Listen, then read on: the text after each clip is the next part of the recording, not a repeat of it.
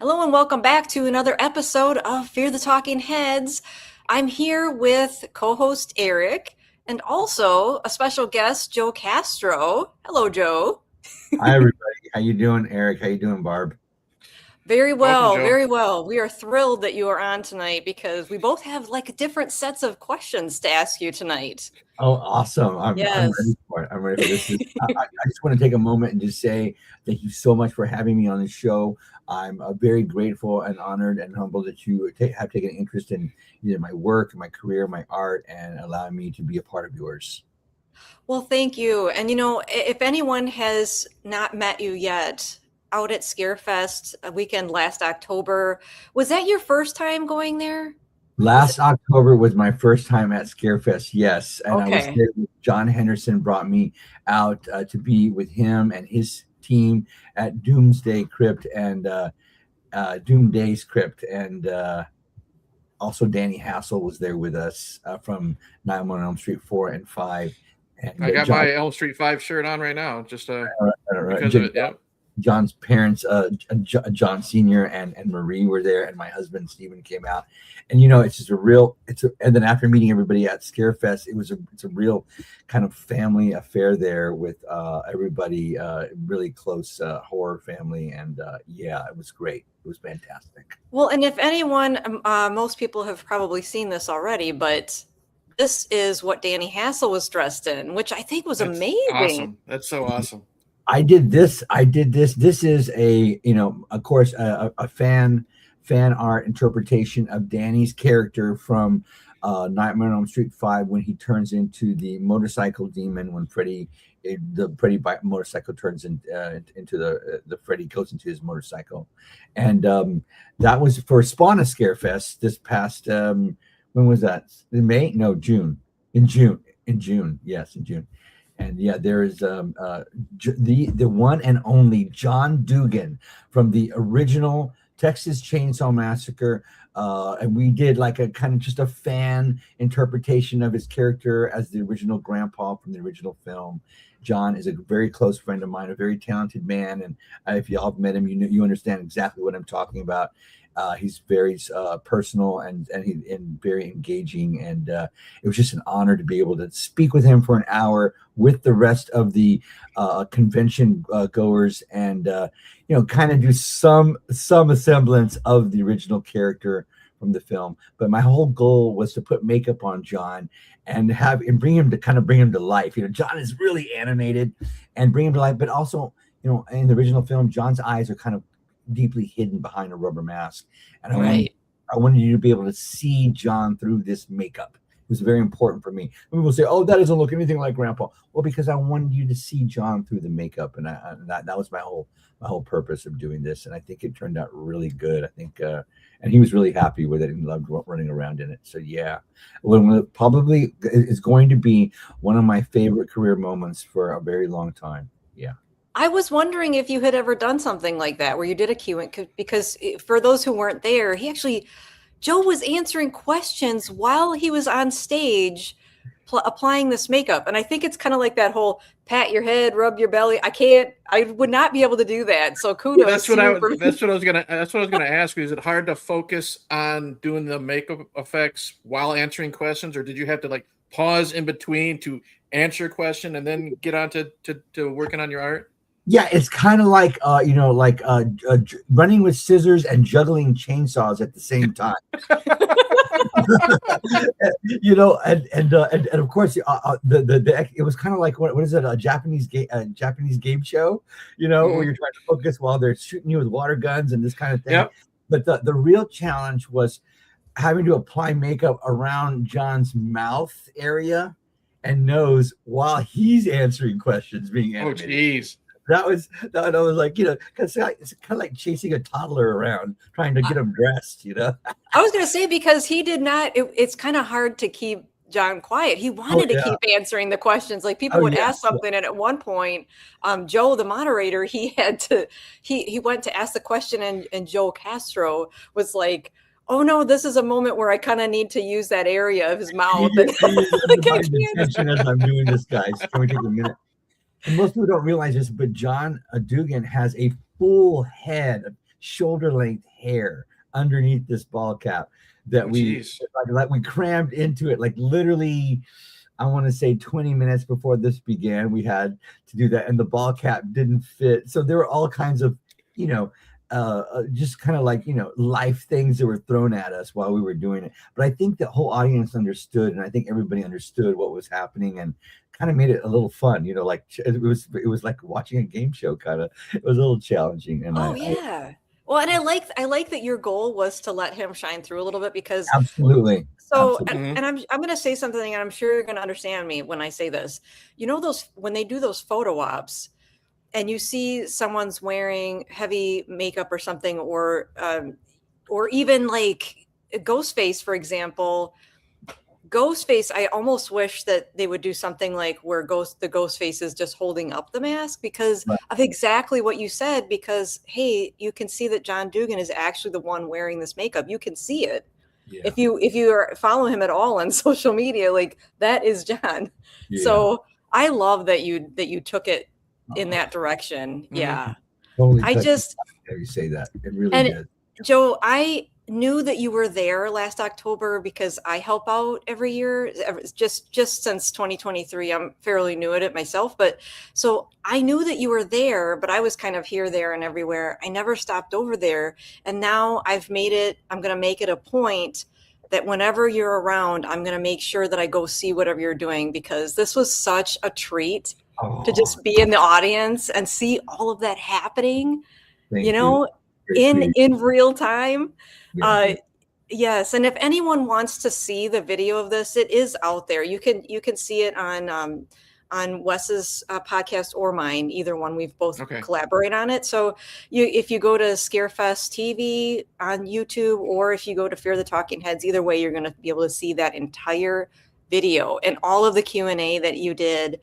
And now, Joe, one of the things that really, I could have watched you and, apply the makeup and everything, and I would have went about my day, but something that really touched me was when someone had asked a question like about how you got into this, and you had mentioned your dad. And my dad passed a couple of years ago. He took his own life. And so, but the thing is, horror for me, you would think that because of that, I would look at horror differently, but mm-hmm. I leaned into it because Dad shared horror with me since I was a kid. And so when I heard you on stage saying that you had all these good moments, like with your dad, watching like the movie that basically started it all for you. Yes. It's just like, honestly was so touching to hear you talk about your dad like that. That's it right there. That's it. That's what started it all. And it's so funny because people have asked me that question all the time. And it is I just have a moment, like it's that moment where like if you smell something or hear a song or, you mm-hmm. know, something like, I remember like the first time I ever played football was like John Cougar Mellencamp's Jack and Diane was playing, like, and for my career, it was Godzilla versus the Smog Monster. And I can't, like, you can't put this movie on without me just starting to like ball up in tears. I just start like, grown man start crying at any given moment. I could hear that theme, right? The trumpets, the Godzilla trumpets when he starts to show up on screen for the first time. But my dad said, "Hey, son, watch this. You're gonna like it," And he knew that I liked dragons, and he knew that I liked dinosaurs, and he knew that I was gonna like this film. And no one was else in the house. I remember the day like it was yesterday. He put a chair right in the middle of the living room. We had linoleum floor. And he said, "Sit here, watch this movie. I'm gonna go out and do some work on the ranch. I'll be back in 2 hours." And he came back when the movie was ending, and that was it. I was like, "What is this, Dad? How do they do that, Dad?" And he said, "That's special effects, son." We watched the credits together, and the credits were rolling, and it was translated from like Japanese to English, but he said it's special effects. I said, "Dad, that's what I want to do when I grow up. I want to make special effects like that." And that's so awesome, because that just kind of reminds me of something, with me and my daughter. She's 14 now, but she got into horror real young. Like, she's not like a horror fan yet, but like she's kind of like getting into it. You know what I mean? Slowly, little baby steps. And she used to love. One of my fondest memories with my daughter is I think I had like maybe Curse of Chucky on. You know what I mean? And me, I'm a kid of the '80s, so I grew up with Savini and Rick Baker and all that stuff. So I love to see, and I'm just a a movie fan in general. So I love the behind the scenes stuff. And I was watching, like she knew what Chucky was at the time. She wasn't scared or anything, killer doll. But she was seeing how they were doing. I think one of the characters was either just getting a throat slash or an actual decapitation.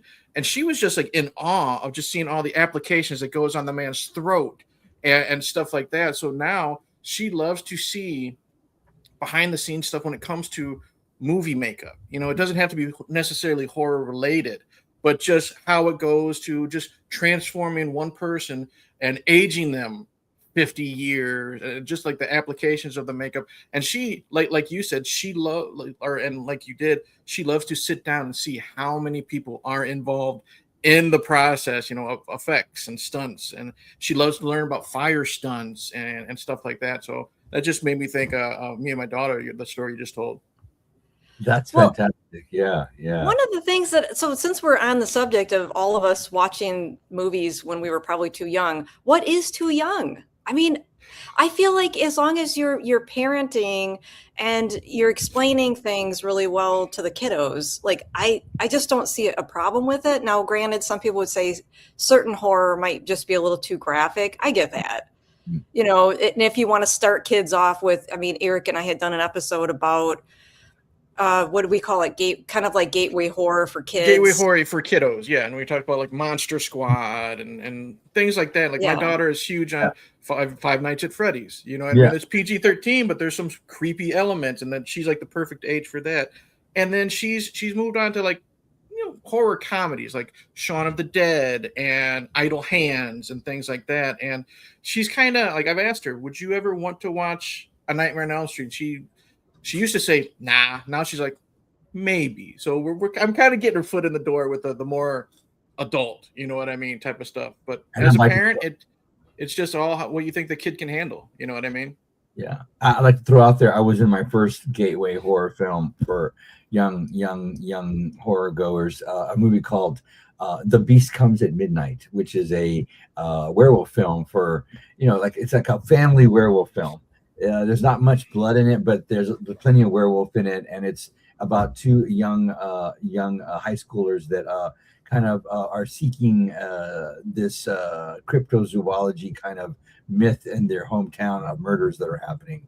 And I get to actually be the man that turns into the werewolf in the film and get to play the werewolf. And then also, there it is. Yeah. That's awesome. And then also get to be in the suit and some visual effects for the film, but ultimately it's a really slick, classy film for young people. 10-year-old, 7-year-old, maybe even it's definitely a 7-year-old could watch it. There's a couple of scary moments in there, but ultimately I think it's a fun film. Yeah, really fun film. Yeah. Well, I had seen, and I was going to tell Eric too, like, oh, Eric, we have a movie that we should be watching. It's that werewolf movie. Because I had these elaborate plans at the start of the year to, on the nights that it's a full moon, I was going to every month watch a werewolf movie. And we're into July now and I still haven't done it, but I just thought I still think it'd be cool to do that, I'm super addicted to I will watch all the Howling films, not all together in one night, but I will watch them in a row. I'll go from 1 to 2, 3, 4, 5, 6 is the one with the freaks, I believe. And I don't think I've seen part 7, which is Rebirth. I think because some friends of mine worked on it and they said that there's just a werewolf mask and it's in the final frame of the film or something like that. And it's just there for a brief second. So it's more of like a mystery thriller kind of film. Mm-hmm. But maybe I need to get around to watching that one. Yeah. Well, and I know that you tend to lean more towards that's the question I wanted to ask you. So you started off as a kid being attracted to the monster movies. Now, did you ever feel scared as a kid? Because some kids just don't get scared from these movies. Right. Yeah. Well, I grew up in the 70s. This was 1977 when I saw Godzilla versus the smog monster. And I think one of the first things that scared me were, I grew up on a goat ranch with a slaughterhouse, and I saw a lot of very brutalized treatment of animals, sort of thing. Oh. And so that kind of stuff scared me. Anything attached to that kind of scared me. I don't know if you've ever watched bullfighting on television, but I have not. they recently outlawed it. They finally outlawed it in Mexico. But it was traumatizing as a child. So these kind of things, monsters, not at all. Never was scared of monsters. Watching Jason kill people, this sort of thing. I do remember watching, having to go to bed early because my parents were watching The Exorcist on television, and hearing from down the hall, Reagan say all that stuff on TV with a scary voice. Coming to the hallway and looking around the corner. Quiet, anyways. But ultimately, no, monster stuff didn't scare me. It was the true life horrors I experienced as a young person that really scared me. Well, I was thinking about just as you said that, I was thinking about The Walking Dead, how I initially started watching it because of the zombies. I loved watching, zombie TV movies and television.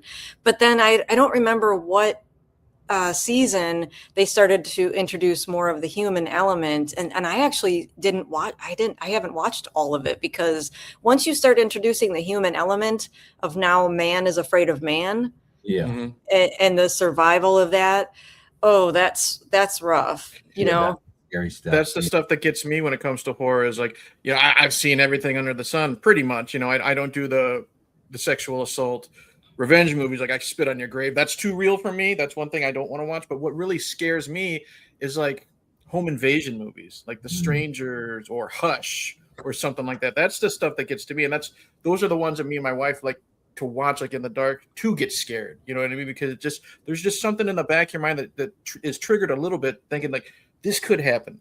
Jason's been a zombie for 20 years. Freddy Krueger shows up in your dreams, but these are real people, and this is like real incidents that could happen. And I think that's what gets us, is like the real life aspect of a horror movie and home invasions. I agree. Oh, absolutely. And I just to show a little bit of some of the creations that Joe has done. Features, yeah. You've got all the creatures, and honestly, if you go to Joe's website, you'll see so much more. But I wanted to just grab some of the ones that's kind of spoke to me, and then Joe had sent me some as well. So I was playing around with some of the ones that had such. Honestly, it's so impressive, and like looking at Danny Hassel's entire suit, I don't know how long it takes to make something like that. I mean, do you just zone in for a couple of days or weeks, or how does that process work for you? Well, it depends on how much time I had. For Danny Hassel's costume, I think I only had about a week and a half to work on it, because I was coming from one job to the next, and and then I had a downtime to build it before the convention. And I want to say it took me about a week and a half, 2 weeks maybe, to make it while I was completing. I've been very blessed to be working consistently for many years now, and so if people say, how long does it take you to make something, Joe? And I'm just like, how long do I got? How long do I? That's how long it takes. Is how long as I got. Sometimes, like when it comes to like my Halloween costume, if I'm working on a job, I sometimes I used to be able to put together something in like a couple of days. I'm getting older now, so it'd be great if I had a couple of weeks to do something. But when it comes to a sculpture, you want to like sculpt it, you want to put it aside and come back and look at it, alter it a little bit and put it aside, this sort of thing. Because when you go back and look at all this stuff that I have here in front of me, I'm like, oh, I would have done that differently. Oh, I would have done that differently, and this kind of thing. So it's nice to have like either a second set of eyes or just time to breathe and take a step back. But yeah. Well, and it's I look at these and I think I've never seen anything like that before. I don't know how you even drew inspiration, because I don't see anything here that's already been done, in my opinion. Now, I haven't seen every movie out there either, but these are horrifying in all the right ways. I love the one on the green creature on the far right. That's my favorite of these three up here. Yes. back in the day, in the 60s and 70s, and even in the 80s, it was a real what's what I'm looking for. It was a real it was part of the mode of operation, right? MO, for a movie to try and be truly original. That was the goal, right? That was their goal. Something new that never been done before, and that included like the creature design or this sort of thing. And I grew up in that era, so my goal whenever I make something is to try and make something that's never been done before, and I try to incorporate that in all of my creatures. There are occasions when I'm handed like a design. They're like, "Hey Joe, make that," or "Hey Joe, make something." It has to be another version of this. But when directors allow me to like really shine, they'll say, "Joe, design something that we've never seen before." That's when I really, really get to shine. I know this is one that for a long time you didn't post, but I still think it's worth talking about, and I'm really glad that you did. So this is one that he said didn't make it into the movie that he was working on. It didn't make it into the movie, yeah. So which is a travesty, but also I'm glad that you posted it, because look how scary that thing is. It has like nostril things coming out. Teeth coming out where his nose should be. Yeah. The director already had a silicone mask that he had purchased from a mask company, and he just contracted me to make the suit that went with it. And I said, "Well, why don't you give me a shot and let me make a mask, and if you don't like it, you don't have to use it." He said, "Sure." So I made this. He ultimately went with the silicone mask that he purchased, and that's what made it onto the movie poster. Maybe this one was deemed, I think, a little too like grisly or too not sci-fi, a little too more scary, because it was a sci-fi action film. Okay. I think that's why they chose to go with the one that they had. It was more like Power Rangers as opposed to a creature feature. Yeah. Now, when something like that happens, because I've seen some of your other posts, because I did a Joe Castro rabbit hole, and it was the best fun. It was the best fun. You have so many posts. You guys, if you want to learn a lot about the world of Joe, just go to his Facebook and scroll and just keep scrolling, because a lot of the posts that you put up, it's really detailed. You're like, "Oh, I was at the shop this day and this is what we did, and this is the movie that it was, and this is the date that we did it." And I just found it to be very interesting. So thank you for putting posts like that up. It's that kind of sharing and giving of information and details back in the day when Fangoria originally started publishing. Fangoria used to be like 50% of it was the special effects artists being interviewed, and they would give like as best as they could detailed account of how they would make something or an experience they had on set. And it was really not only inspiring but very informative. And it inspired young people like myself to come into the field. So I've kind of tried to give that back, and I'm not a rocket scientist, and I know a lot of people know how to do what I do, but I think growing up on a goat ranch in Helotes, Texas in the 70s gave me like a very unique perspective of how to look at things. And that's where my real talent and passion comes from. So I try to share that as best as I can. Wonderful. Well, I will say that a lot of people, while they're attracted more to things like the gore and the blood, Eric knows there's some movies like you said, it's blood and the blood exploitation films. Those are the ones that I do shy away from myself, but I still find you to be a very interesting human and all the things you do. However, these are the things too that drew me in, because dude, these look exactly like the person. Thank you. That's one of my specialties over the years. Two things I like to do. I can take someone who's very uncomfortable with being claustrophobic and get them to a life cast. I have that experience, and I've done that for several people that didn't want their head molded, and I said, bring them to me. I will be able to walk them through it. And two, we're all so unique. There's something so beautifully unique about each one of us. And it's the job of the effects artist to go in and find those little unique things and include them when you're making a fake head. Because we kind of all also, you can find like, your doppelganger out there in the world. There are other people that have faces like me, this kind of thing. But it's the little things, like, I'm just looking at it now. I can see like where I did what I did. But yeah, if you can include those things into the final product, it'll look more and more like the actual person. But I appreciate your kind words. Yeah, it's one of my favorite things to do is to bring like a prop dummy of someone on set after I've made it and do the side by side comparison. Yeah. Well, I would think you stay pretty busy because your work is all displayed. I mean, everything is out there for people to see if they want to hire you for something. Like, here's my work. Just check out my social media and my website. Yeah. Now, with some, sorry, I didn't mean to interrupt. You go ahead. Oh, no, go ahead. Oh, no, go ahead. I'm like, no, you go. No, you go. With these types of molds, how would you even price that out? I know it's not sexy to talk about numbers, but I love talking numbers about things like this. Since the pandemic, everything has gone up in price, obviously, since the pandemic. But one of the people will ask me, Joe, I want to make a fake head of myself, or I want to get this done. How much is it going to cost? And the first thing I say is, what is the hair like on your face or on your head? Because if you notice, like the woman down here in the bottom left, that's not a blonde wig on her hair there. That's like it's got several different colors going on in there. So that needs to be considered. Where am I going to buy that wig? And how much is that wig going to cost? So it's per.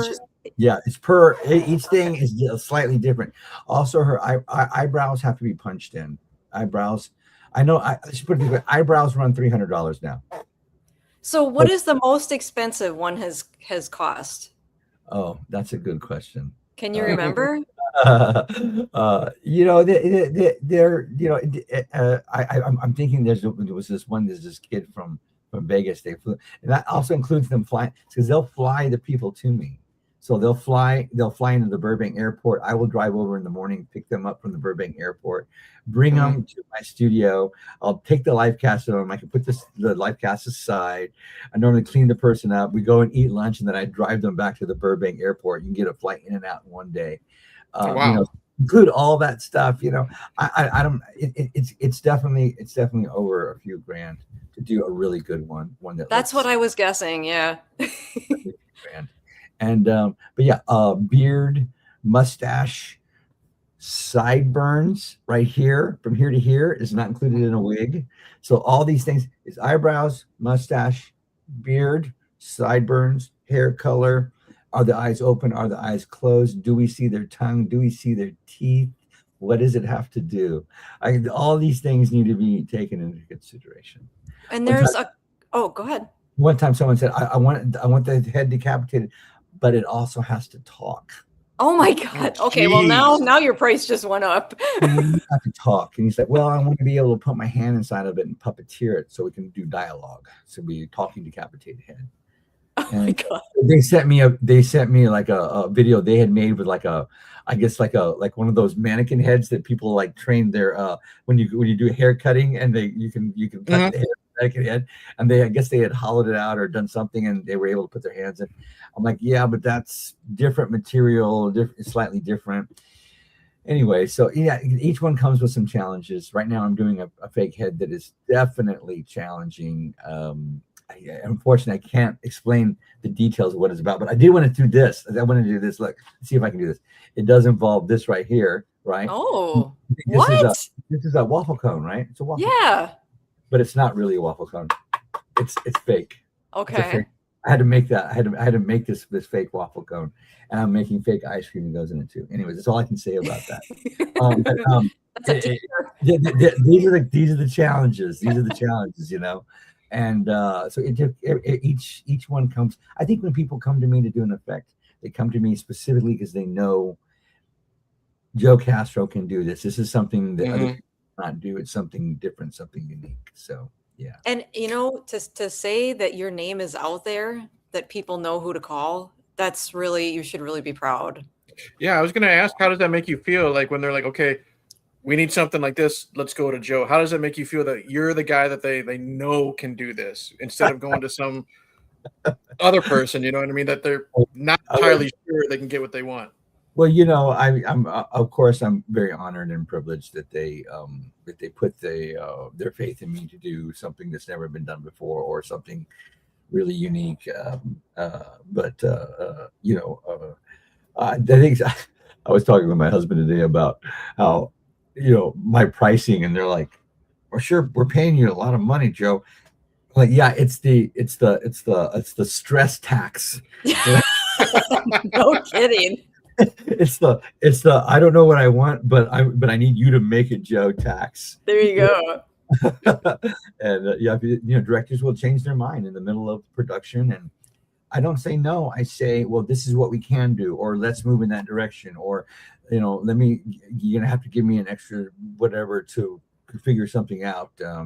Right now I'm making something, and the exact direction was, it shouldn't be so compact. It should be fluid in a way where it can change on camera. And I'm like, what does that mean?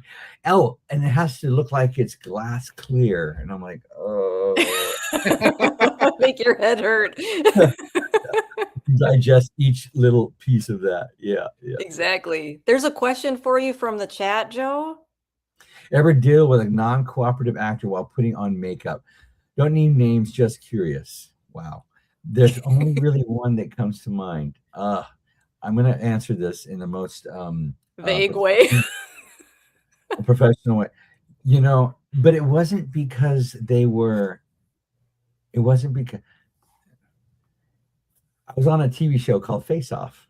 The TV show Face Off. I've seen that on Sci-Fi, yes. And I was on the very first episode, and I want to say at the time it was one of the most traumatizing experiences of my career. Oh, no. But it also then became one of the most amazing experiences of my career because it allowed me to transform myself and reinvent myself. But what happened was, when I was on the first episode, I left the first episode because while being on the competition, I was able to actually see that it wasn't a competition I was on. I was literally part of kind of like a show that was already scripted. They already had the winner chosen. And they asked the actor to be difficult, so that way I would have trouble putting on the makeup. Oh, no. And I caught them doing it because I went to the restroom, and when I came back, the producer was whispering in their ear. And when the producer looked up and saw me coming and ran away. Oh, jeez. Because from the moment before I went to the restroom, the model was very cooperative with me, and then when I came back, she was completely uncooperative, telling me I was hurting her, slow down, this sort of thing, and it was very, very challenging. Yeah, but that's the only time. Well, I'm glad it was just that. Humans in general usually try to be kind. I like to think of it that way anyway. Yeah. There's sometimes when, like, I'll get some big guy and he'll be like sensitive, like, I don't know, with hair on his arms or something like that. But most people have been very cooperative with me, and I've done it. I've been doing this for 44 years, and people trust me. People trust me, around their eyes. People trust me when I put stuff in their mouth, hand them something to go in their mouth or drink, and glue stuff to their face. One time I glued an entire axe that came out of a guy's head in about 2.5 feet, and he didn't even blink an eye and just let me do it, and I had him there on set with it. And I don't take risks on set. I do all that in the studio before I go to set. So when I come to set, all the experimentation has been done, and I just it works. I just make it work perfectly.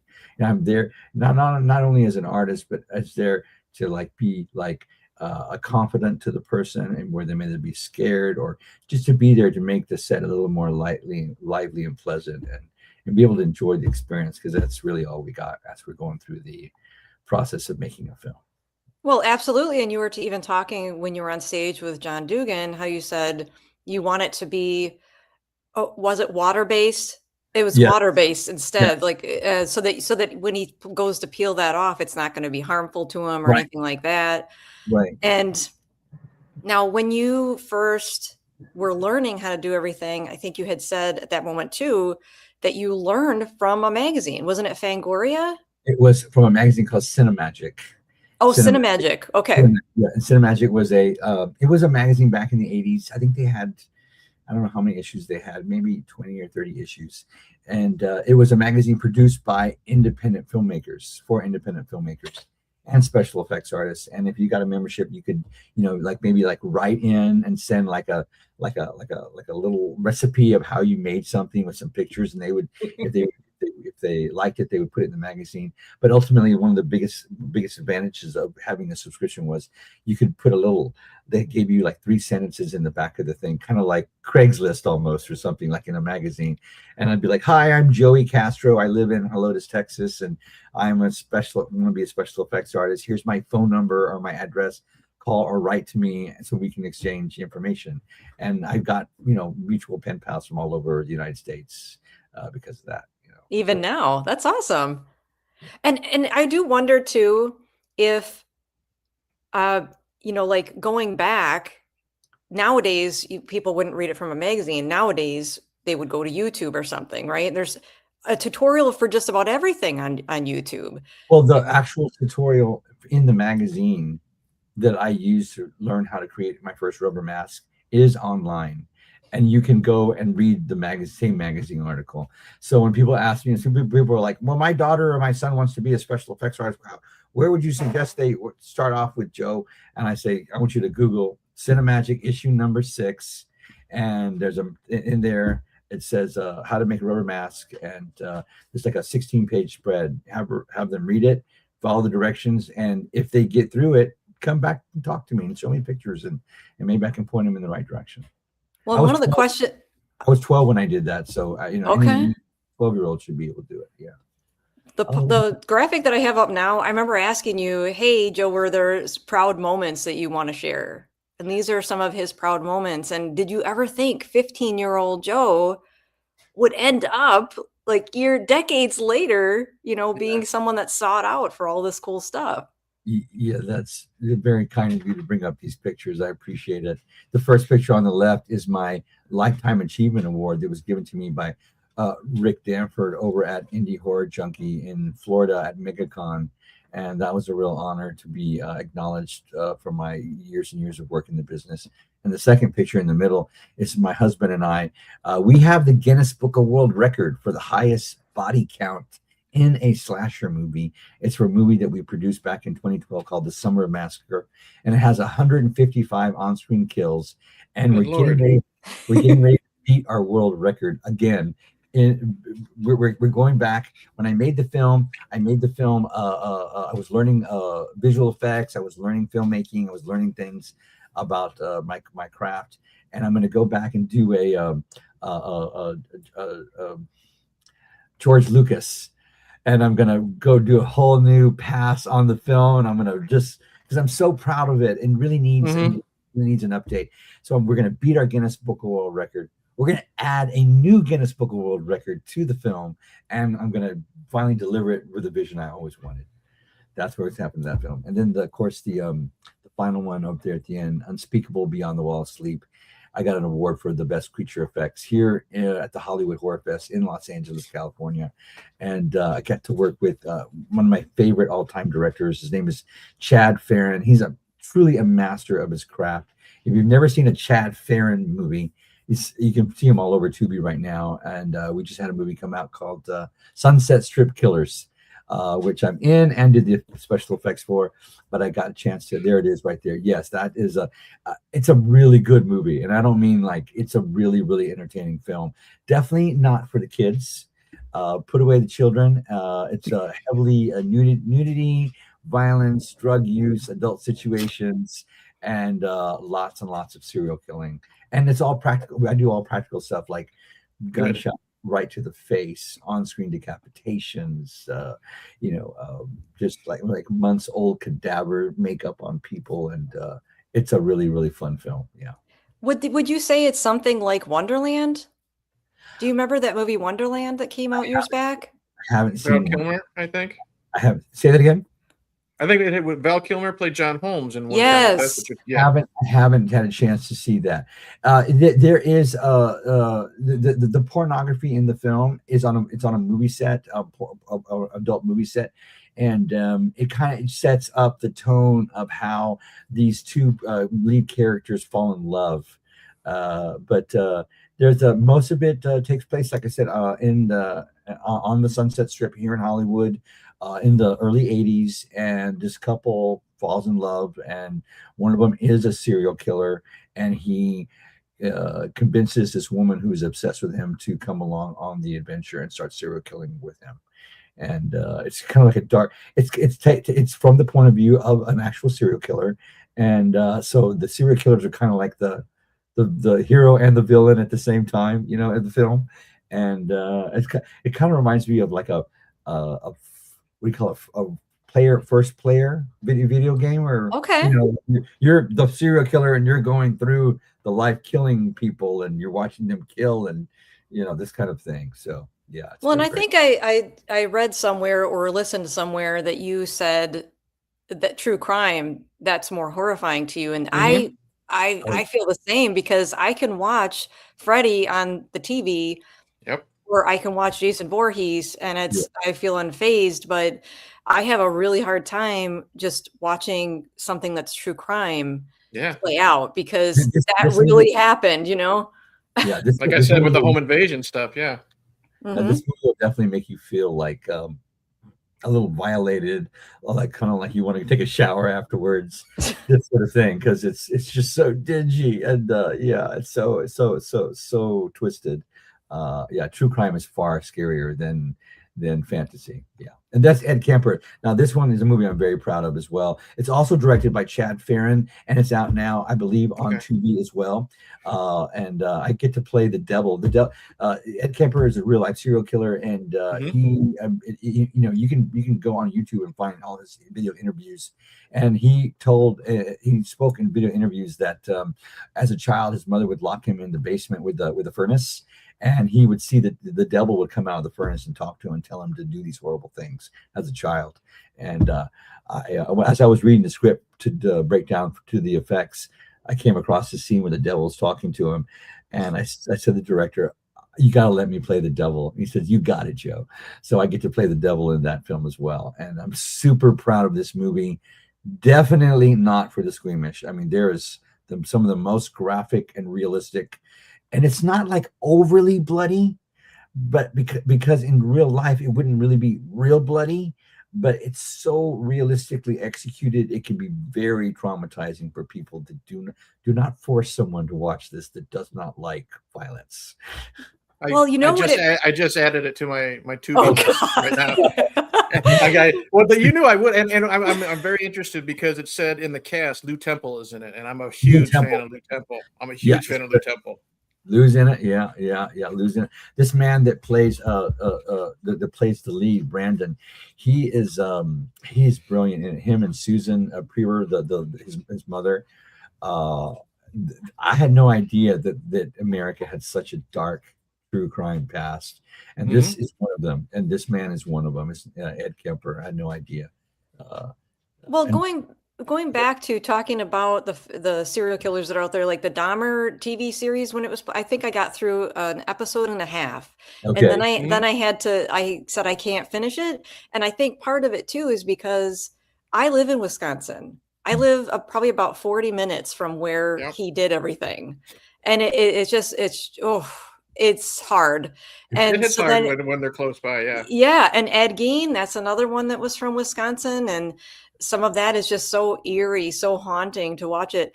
And what was the other one? Henry, Portrait of a Serial Killer. I remember that's how I know that I can't watch these things, because when I'm Chicagoland, I'm Chicagoland, so I'm Henry and Gacy, you know. Oh yeah. So it's that scene in Henry where he tells the little girl, "If you kill your father, I'll let you live."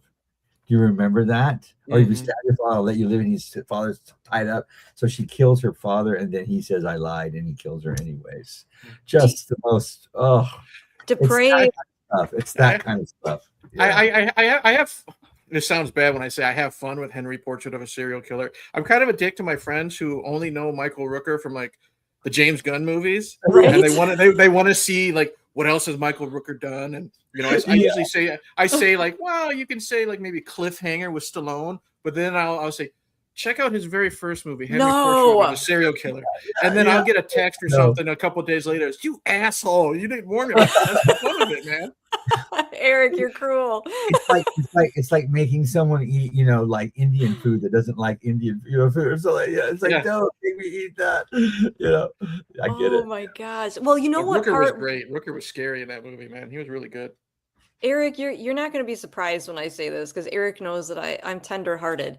But the part that upset me in Henry Portrait of the Serial Killer was when the girlfriend, I thought that he would love her. And you have to understand that I watched this, I wasn't even 18. So the fact that that suitcase at the end, and I said, but I thought he loved her though. It's such a naive, like 16-year-old or whatever age I was then, but I was like, I don't understand, Mom. Why did he kill her? It's not supposed to work that way in the movies. I think love in films, it has completely given a false sense of reality to the rest of the world. Movies have love for everyone. I always tell people like my friends that are going through. I mean, my husband and I are getting ready to celebrate our 4-year wedding anniversary together this coming Sunday, but we've been together for 28 years. Congratulations. Good for you. Congratulations. And people say, how do you do it? I'm like, it's work. It's like anything. It takes, it's work. And, especially when people are going through, tough times in relationship, I say, the movies have really spoiled it all. It's not like what you see up on the big screen. So I want to give a shout out to John from Doomday's Crypt out there, John, my brother. And and say hi, Jake, there too. Yeah. Yeah, Jake said, "Oh, I did spoilers." Yeah, I kind of did do spoilers, but I don't. It's only going to be a certain amount of people that are going to go see Henry Portrait of a Serial Killer. So, unless they're one of my friends that only know Rooker from James Gunn films. If you like Henry Portrait of a Serial Killer, you will love Ed Kemper, the Sunset Strip Killers. There's also another movie called Dorothea. They just came out about Dorothea Puentes. I think Gina Davis is going to actually do her own version of Dorothea. Oh, wow. Chad did one. Chad is literally the master of true crime here in Los Angeles over the past few years. He did Willie Picton from the Pig Killer up in, I guess it was Canada or Michigan area, somewhere up there in the border of Canada. We just finished The Night Stalker, The Devil's Disciple, The Night Stalker, which is an amazing film. And also we did Sam Little. I don't know if you're familiar with Sam Little. Sam Little is literally the most notorious serial killer in U.S. history. He was an African-American man who murdered over 93 women. Oh my God, I've never even heard of that name. Yeah, that's right. You never even heard of him. And I think it's because I have no idea why. My only reason that is because he's black and they didn't talk about him enough because they didn't want to be popular. I don't know, but yeah, he murdered 93 women and got away with it for I think over a period of like 30 or 40 years. Oh my gosh! He murdered all these different women, and when they finally caught him and were trying to get him to admit to the murders, the only way he could prove, there's Adam. Hey, Adam. The only way he could prove it is by drawing. They gave him crayons. He was like he had like a childlike mind, and he would draw the women with crayons. He remembered their faces as he strangled them. Oh my gosh! He would draw pictures of them, and he would give them to them. And that's how they identified. Yeah, I just looked him up. He's got a big Wikipedia. Yeah, good Lord. Yeah, Sam Little. Well, back when I was 16, I mean, people don't think much of this now, but I remember my nose was always in a book. And one of the books that I was reading that my parents were probably like, I mean, my parents raised me on horror along with my paternal grandmother. It was just no big deal, but I shouldn't say my parents were probably looking at me, but I'm sure other people were looking at me like, why is she reading a book about serial killers?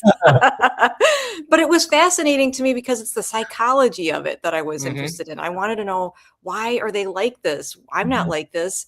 I don't want to go out and kill anyone. So why do they have that in their brain that they're so triggered and can easily go out and kill, or even someone like Eric, help me out with the guy that was gorgeous, but he went out and he murdered women. Ted Bundy. Bundy. Yeah. And he was just very charming. So I thought, oh my gosh, so there's someone that you would never even think is a murderer. And yet here he is plotting and planning to kill women. Women fell in love with Bundy when he was in prison because he was so attractive and charming. Yeah. Yeah. Even with the Richard Ramirez, I believe the woman literally, he got down on one knee in the courtroom right after he was convicted in front of everybody and said, "Will you marry me?" To this woman, man. And she said, "Yes." Yeah. Oh my God. People are so weird in society. Charles Manson got married. So we'll say that, you know what I mean? Yeah.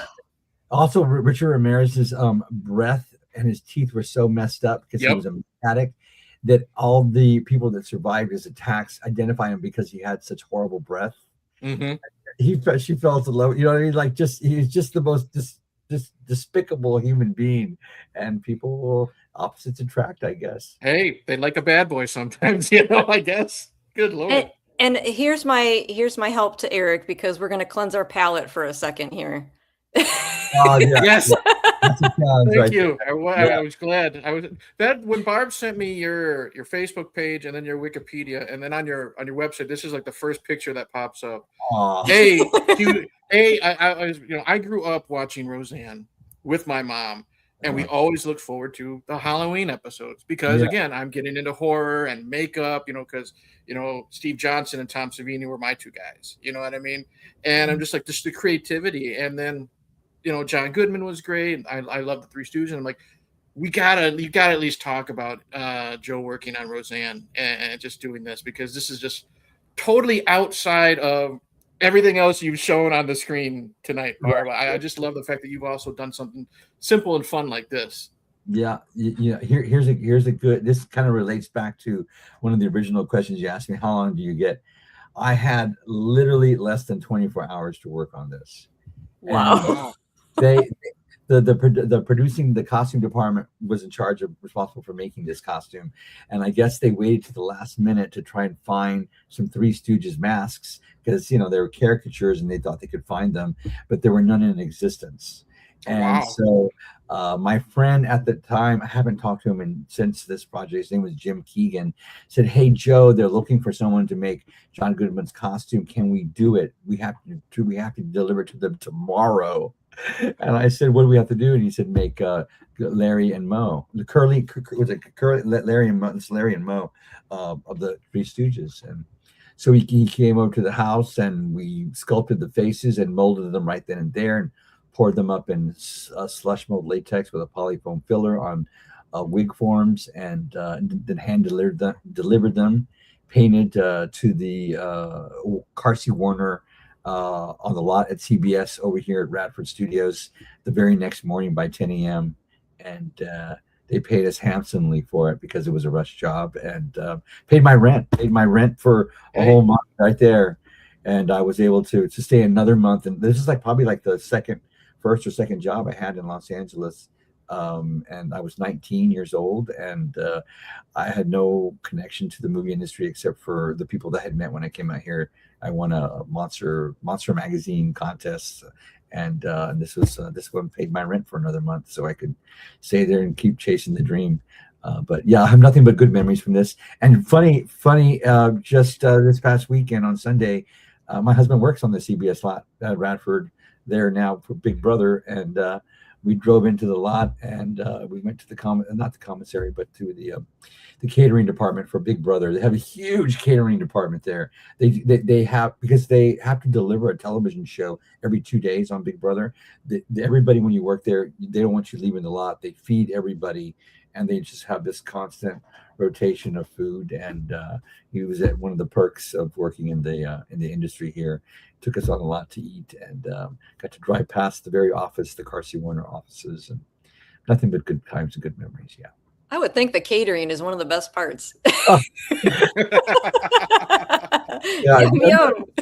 Absolutely. It was like chicken, baked salmon, and I think there was brisket there on Sunday. That's what we, yeah. Well, Eric, I know that you had another question for him, or was that something you tabled? What was your thought? Well, I got one more that I'll throw out there so we don't keep them too long. Is one thing that I love to watch, usually every other 4th of July, is I'm a big fan of the movie Uncle Sam. And I just wanted to know, what was it like working with William Lustig? You know what I mean? From Maniac and the Maniac Cop trilogy. How was that experience? Well, when that movie was made, Uncle Sam, I was, I think I was 24. I might have been 25 years old. And, when you're a 25-year-old kid, I mean, you're a kid, 25. I really, wasn't aware, I'll be honest, of the amazing opportunity that was placed before me. PJ Souls on set. I remember Yes. PJ Souls was on set. And, Robert Forster was in it. And I was thinking to myself, wow, this is really cool. But I had no idea that it was going to turn into the cult hit that it is today. And, I was working for a special effects shop at the time. And they had they asked me to make these 2 burned bodies that are in a helicopter accident at the beginning of the film. And there was no money in the budget for it. So, they threw me my day rate. I don't know. They probably paid me like $150 a day to make the body, which is good money for 1995 a day. But that's all I got. I had 1 day to build it, and so I had to go through the shop and find pieces and parts. I pulled stuff out of the trash to make stuff. That was Joe. Oh, give it to Joe to do. Joe figure something out. He knows how to, he can do it. Anyways, and then there was the element of the mask, the thing that I believe the movie is basically most famous for. And, they said, this thing needs to look like a cheap Halloween mask. I know, give it to Joe. Joe will know how to do it, And so my boss gave it to me because he thought, in the back of my mind, this is how I interpreted it. Joe is a little amateur, so if you give it to him, it'll work out perfectly. Little did they know that it would become the most iconic piece of the film. And that's awesome. It works. Yeah. Give it to Joe. He's the one that'll go through the dumpsters. We're not doing that. He can make it for nothing. Give it to Joe to do. Give it to Joe. Yeah, and then it'll become It's such a fun movie, and I love how it's the effects are good but very simple, and I think I think charm in a very low budget horror movie can go a long way. And one of my favorite scenes in Uncle Sam is literally he's already resurrected. He's out of his casket. He's getting his suit on. He's putting on his medals, but he's putting his medals into the skin. You can hear that. Yeah. You can hear the like someone stepping on leaves when he's putting it in. Or when like you said, the mask that he's wearing, you can still see his burnt skin through the eye holes and stuff. Like there's a little bit like that. Makes a goofy movie like Uncle Sam charming for me, and that's why I like to always return to it. Yeah, William's great at that. He totally delivers the goods. You see a movie with Uncle Sam on the poster, and he gives you that. A maniac holding a scalp, he gives you that. He delivers what you pay the ticket price for, and that's what what we want. That's what we want as a horror fan. We want to be able to see that in the film, and he is a complete master of his craft when it comes to that. Yeah, Uncle Sam, it's another one of those where it just makes me miss Blockbuster and VHS days and stuff like that, because it had the VHS cover where you had Uncle Sam like that, the poster Uncle Sam, but it was like a hologram that you can move, and it turned into like a skeleton without the flesh. Barb, kind of like one of your favorites, Jack Frost. It had a regular snowman, and then it turned into the monster snowman. Uncle Sam was the same thing, and that's another reason why I kind of lean towards Uncle Sam, because it also takes me back to a time of going through the horror section and just looking at just the different posters and the art, and that's what drew you in to rent the movie type of thing. So right, yeah, the gimmicks on the box, box.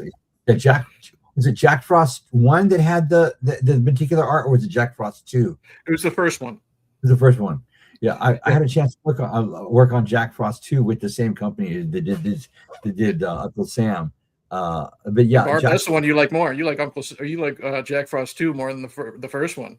I do, Jack because Frost it's the second one with all the little baby snowballs and the giant icicle impaling. Do you remember there was a giant icicle at one point? Well, there was even a giant icicle that goes into somebody's head, right? Conk. Yeah. And it's exactly what you think it is. It's like I think we took like a armature wire and made like an arrow in the head and just stuck it on the person.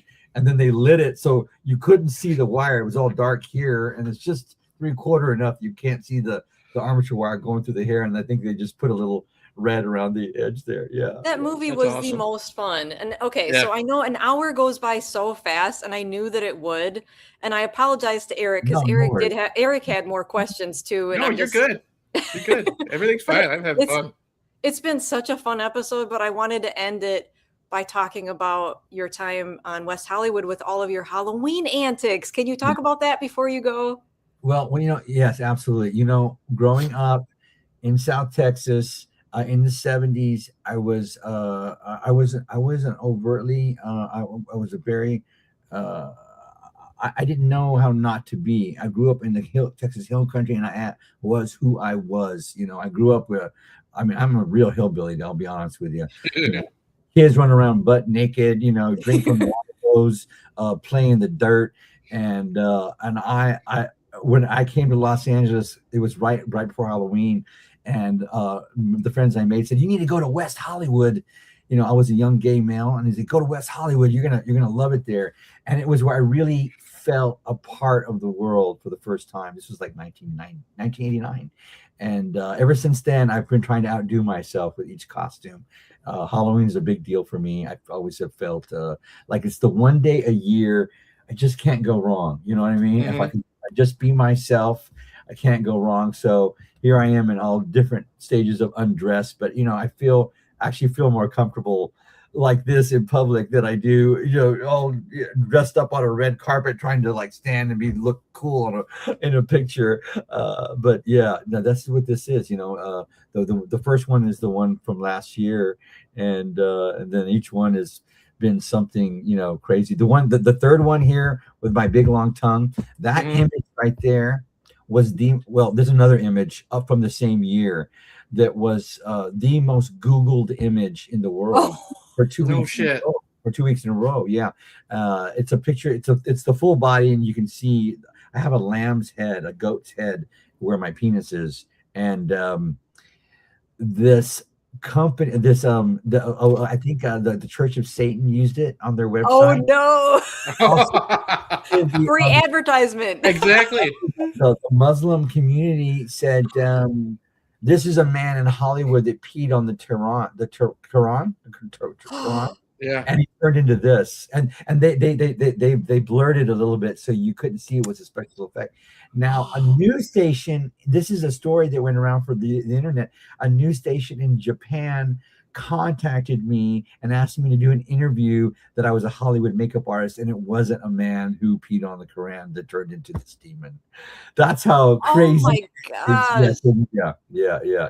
And a lot of different websites and stuff will pick up on these things. I've had some fun adventures, but these are my Halloween costumes from West Hollywood, the West Hollywood Parade every year on Halloween. I think there's something like I'm just guessing. I know there's over 250,000 people that go down there. Not everybody's dressed up in costume, but you can definitely go dressed however you want. The cops, the police are there to protect us, to be free, to do what we want. I'll even take pictures with police officers dressed this way, and but it's a very fun, safe place to be yourself and to enjoy the holiday. Yeah. I think did you end up dressing up at all at Spawn or last October for one of the shows, or no? Did you? I didn't know. Okay. I didn't. It wasn't until I came back that I made this first costume here, though, the one you see with that big tapeworm looking thing around my body. Okay.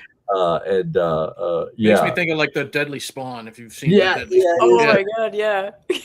Any chance I can get to make a creature and run around half naked. Everyone, tonight, if you want to, just as we're leaving here, if there's a website, since we're just speaking of websites, actually, we can send you to this website.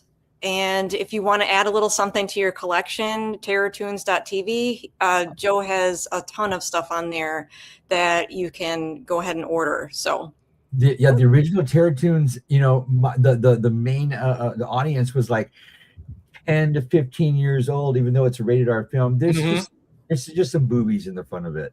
and very harmless. And It then, is. but the movie does have some like cartoon style gore in it.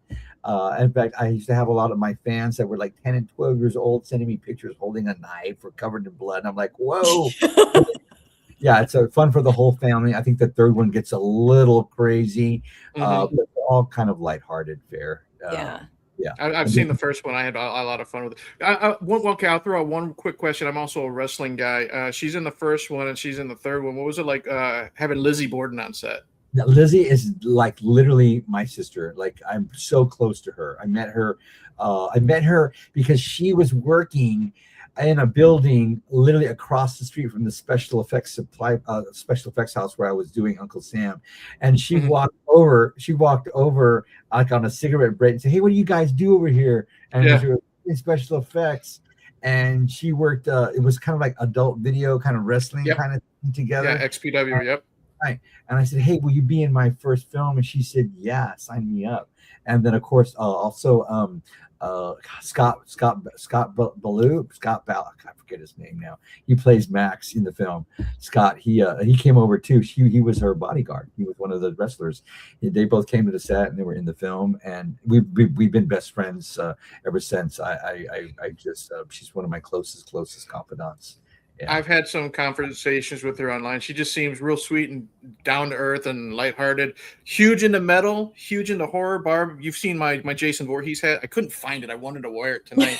the one that's got the mask and it's got the stitches around it. Lizzie made that for me. Actually. Oh, I didn't know that. That's really cool. Website. Yeah, she made that for me. Janet Ramon, that's her name. Janet Ramon. Yeah, Lizzie Borden. Yeah, yeah. Terror Tunes would not be. Every time I watch the original Terror Tunes.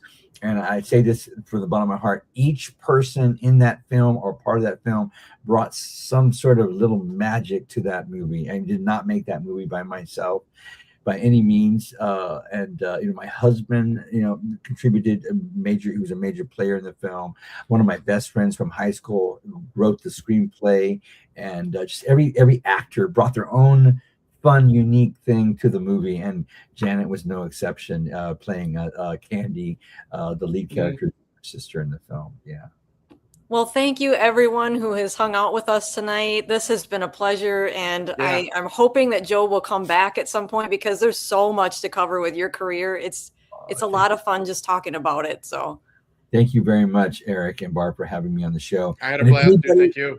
Yeah, if anybody wants to reach out to me, I'm an easy find on Facebook. I'm also on Instagram, Joe_Castro_director. And if you want to make a movie, you can check out my website at joecastrofx.com. All my entire portfolio and career is there.